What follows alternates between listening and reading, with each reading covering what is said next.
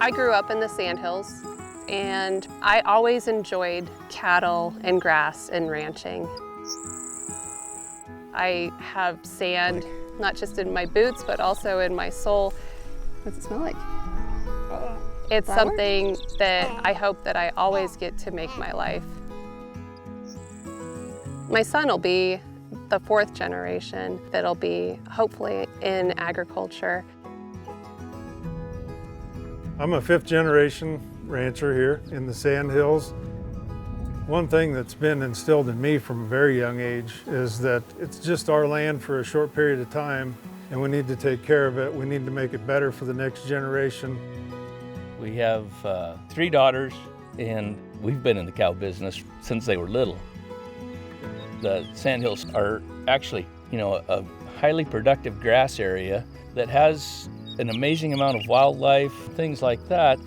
But our goal in this whole deal is to try to make it viable for everybody to have a piece.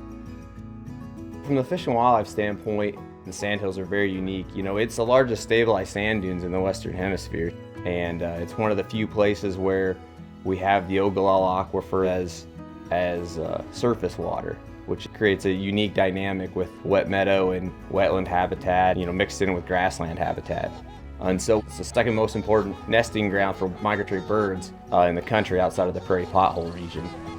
And it's a central stronghold for our greater prairie chicken population. Originally, there was a lot of prairie chickens on our place. My wife's grandfather actually started this place, and he would actually go out and there'd be chickens get up on his arm and sit, But as things evolved, we started noticing there was less and less chickens. We're trying to maintain the plains, and one of our problems was the cedar tree invasion. We were losing grass, and by the time we realized we had a problem, we figured out we couldn't take care of it ourselves, and so we were looking for answers. Eastern red cedar is probably the #1 threat that we have on our rangelands. Planting trees is something that's been promoted ever since settlement times. But what they never accounted for was that tree taking over the rangeland, not staying in their neat little rows. And once they get out into the landscape, our seed source starts coming out farther into the landscape, and we've got huge problems. Our focus species is the greater prairie chickens in the Sandhills, and there's research out there that shows that if you have a prairie that has as much as 4% encroachment of brush or trees, they stop using that landscape. And because we don't have near the wildfire that we used to, these trees are spreading uncontrolled. We want to do good things for grassland birds. At the same time, landowners want production for their cattle. We have the same end goal of we want the trees gone. The reasoning for why we want it is just slightly different.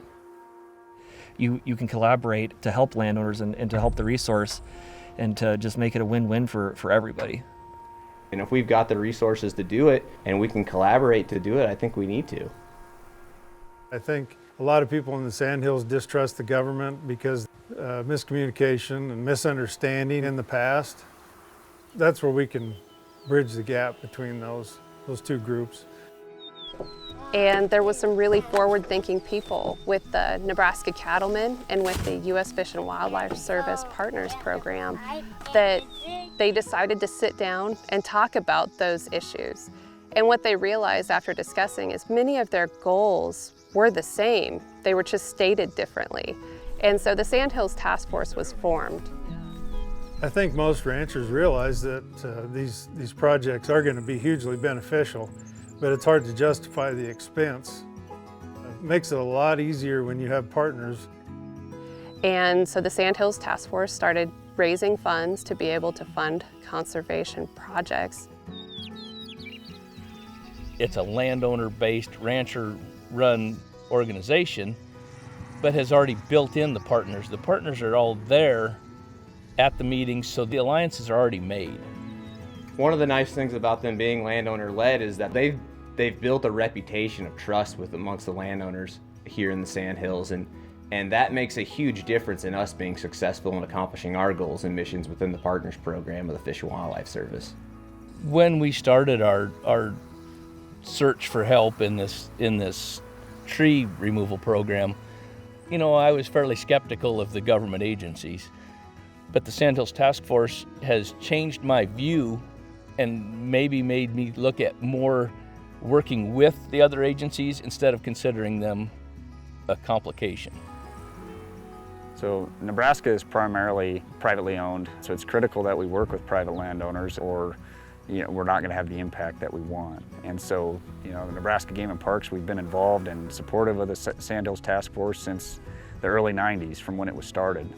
The more assistance we get, the more we work together, ultimately the more impact we're going to have.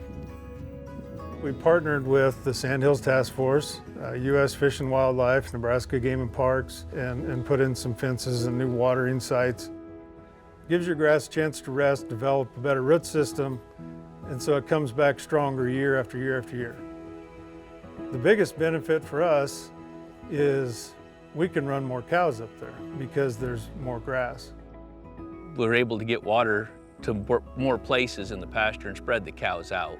And then we started to cross fence to utilize the water and the grass more efficiently. We cleared some big stands. We even took out a few shelter belts that weren't being used anymore productively. And so as we made it more beneficial for the cows, then we made a healthier ecosystem for the wildlife. We've seen the chickens multiply back, I would say halfway back, and it's a good gain. So I'm getting the benefit as a producer, but the other agencies are getting a benefit of better prairie chicken habitat. Thankfully, we are focusing on voluntary conservation, so there's not mandates that come down and push regulations onto landowners.